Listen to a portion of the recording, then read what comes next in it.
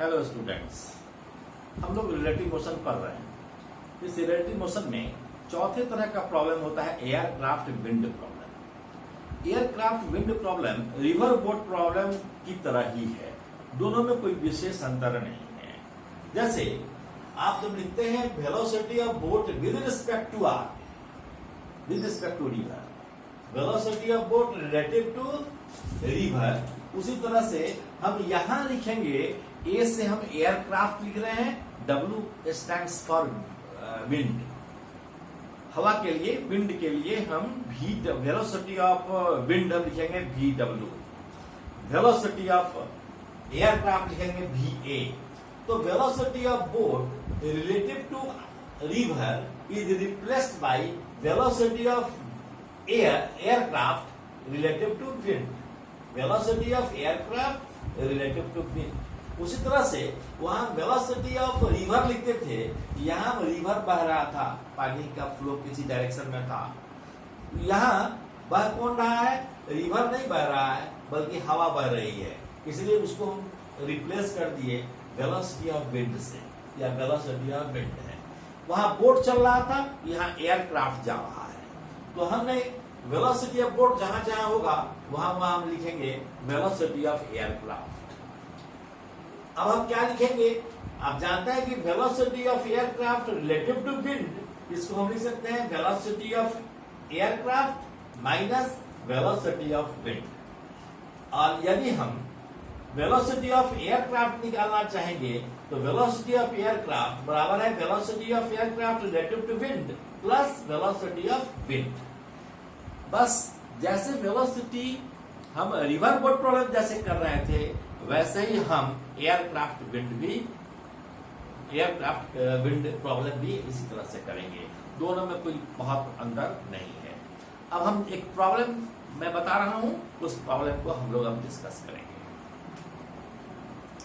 आइए प्रॉब्लम देख रहे हैं। प्रॉब्लम है an aircraft flies at 400 kilometre per hour in still air, यानी स्टिल एयर कहते हैं शांत हवा। तो जब शांत हवा है उस समय एयरक्राफ्ट 400 किलोमीटर पर आवर के स्पीड से उड़ता है। अब कहता है a wind of 200 kilometre per hour is blowing from south to north. इधर हमने ईस्ट माना, इधर नॉर्थ माना, तो साउथ से नॉर्थ की ओर विंड ब्लो कर रहा है। अब एक एयरक्राफ्ट ए से बी पर जाना चाहता है।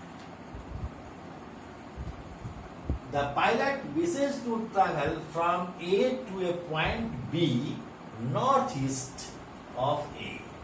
नॉर्थ ईस्ट ऑफ ए का मतलब क्या हुआ कि नॉर्थ ईस्ट यानी नॉर्थ से 45 डिग्री बनाते हुए ईस्ट की ओर जाना चाहती है, ए से बी तक जाना चाहती है, और यहां से इस लाइन से नॉर्थ डायरेक्शन से ए बी बना रहा है 45 डिग्री का angle. Find the direction he must steer and time of journey if A B is equal to 1000 kilometre. A B दिया हुआ है, यह 1000 किलोमीटर है डिस्टेंस। तो वास्तव में वेलोसिटी ऑफ एयरक्राफ्ट तो इस डायरेक्शन में होना चाहिए।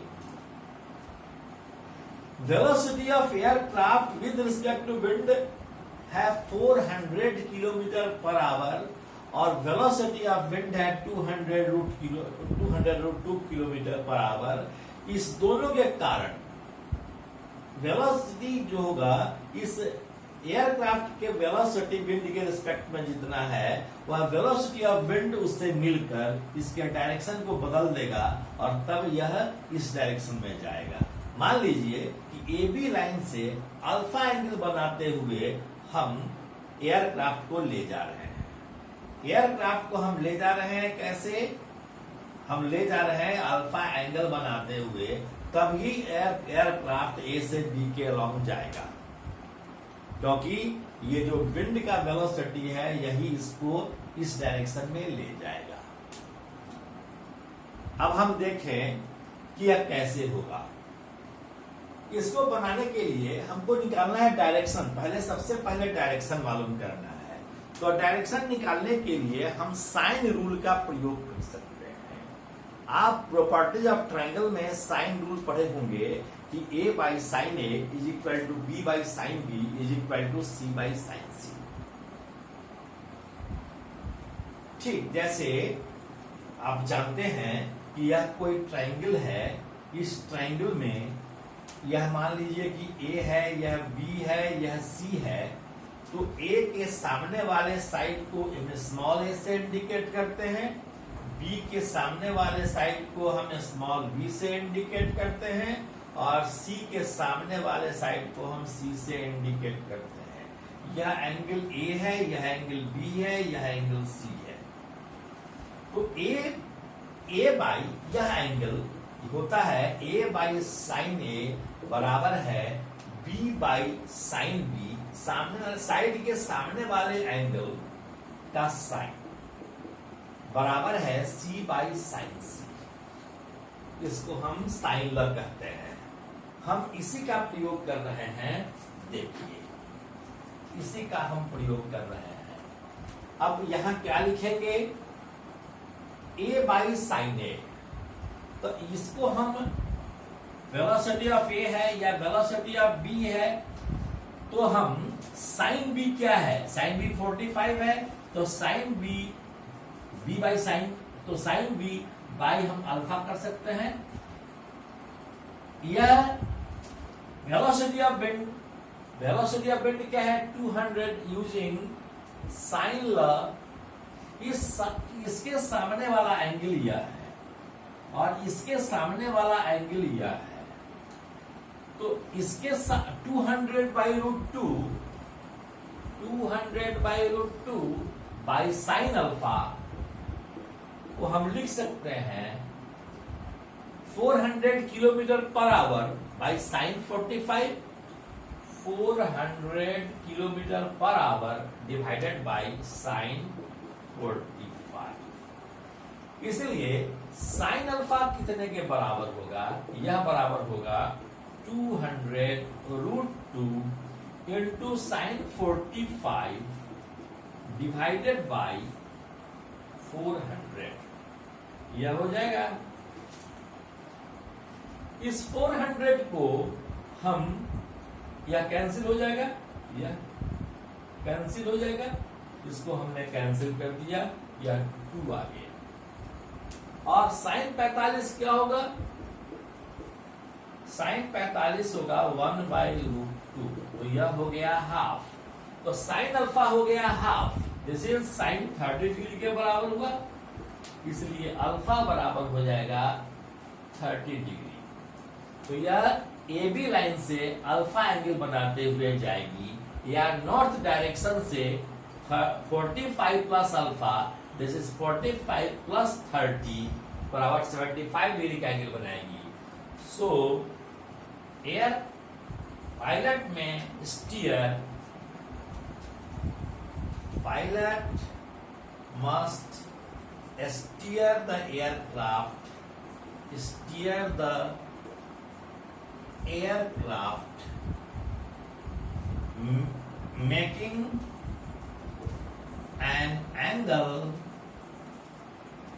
45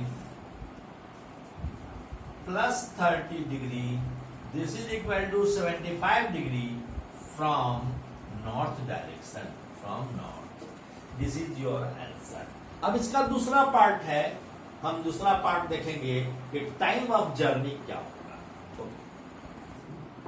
अब हमें निकालना है टाइम ऑफ जर्नी। तो टाइम ऑफ जर्नी के लिए हम क्या करेंगे कि वेलोसिटी ऑफ ए निकाल लेंगे, वेलोसिटी ऑफ एयरक्राफ्ट कितना होगा यह निकाल लेंगे। कैसे निकालेंगे, तो velocity of A divided by angle C should be equal to 400 kilometre divided by sine 45, यानी यह वेलोसिटी डिवाइडेड बाय यह एंगल। तो यह एंगल कितना होगा, अल्फा तो निकाल चुके हैं 30 डिग्री है, यह 45 डिग्री है, तो यह कैसे निकलेगा 180 180 में से इसको और इसको जोड़कर घटा लेंगे। तो 180 -30 + 45 कर दिए, बराबर है 400 डिवाइडेड बाई sin 45। sin 45 1/√2 होता है। यह VA का मोड हो गया, that is simply VA by sin 105 बराबर 400 बाई 1/√2। इसलिए VA बराबर हो जाएगा, यह चलाएगा इधर 400√2 इंटू sin 105। अगर sin 105 को हम sin 90 + 15 कर देंगे तो कोई अंतर नहीं पड़ेगा। और आप जानते हैं कि sin 90 + थीटा cos थीटा होता है, cos theta that is cos 15। cos 15 का वैल्यू आप जानते होंगे, आपने ट्रिग्नोमेट्री में पढ़ा होगा कि cos 15 = 0.9659। या अगर यह याद नहीं हो तो लॉग टेबल से, ट्रिग्नोमेट्रिकल टेबल से आप देख सकते हैं। तो this is 546.47 kilometre per our VA हो गया। अब VA हमको मालूम है और यहां से यहां तक की दूरी हमको मालूम है, दिस इज 1000 किलोमीटर। तो टाइम क्या होगा, डिस्टेंस बाय स्पीड, डिस्टेंस है 1000 डिवाइडेड बाय स्पीड कितना होगा, स्पीड VA है, VA का वैल्यू हम निकाल चुके हैं 546.47, दिस इज 546.47 और इसको आप डिवाइड कीजिएगा, this is 1.83 hour, this is your answer. तो जस्ट ये प्रॉब्लम भी एयरक्राफ्ट विंड प्रॉब्लम भी रिवर बोट प्रॉब्लम की तरह ही है। Concepts of physics SC Verma में आप इस पर कई प्रॉब्लम देखेंगे। तो एयरक्राफ्ट विंड पर भी प्रॉब्लम देखेंगे, रिवर बोट पर भी प्रॉब्लम देखेंगे और आप रेन प्रॉब्लम भी देखेंगे, हर तरह का प्रॉब्लम उसमें है और आप उसको जरूर बनाएंगे। कॉन्सेप्ट्स ऑफ फिजिक्स को बनाना बहुत जरूरी है, मोस्ट इंपॉर्टेंट बुक है। और समझिए आप स्टूडेंट्स के लिए वह रामचरितमानस है। हर घर में जैसे रामचरितमानस होना चाहिए, ठीक उसी प्रकार हर बच्चे के पास concepts of physics by S C Verma होना चाहिए।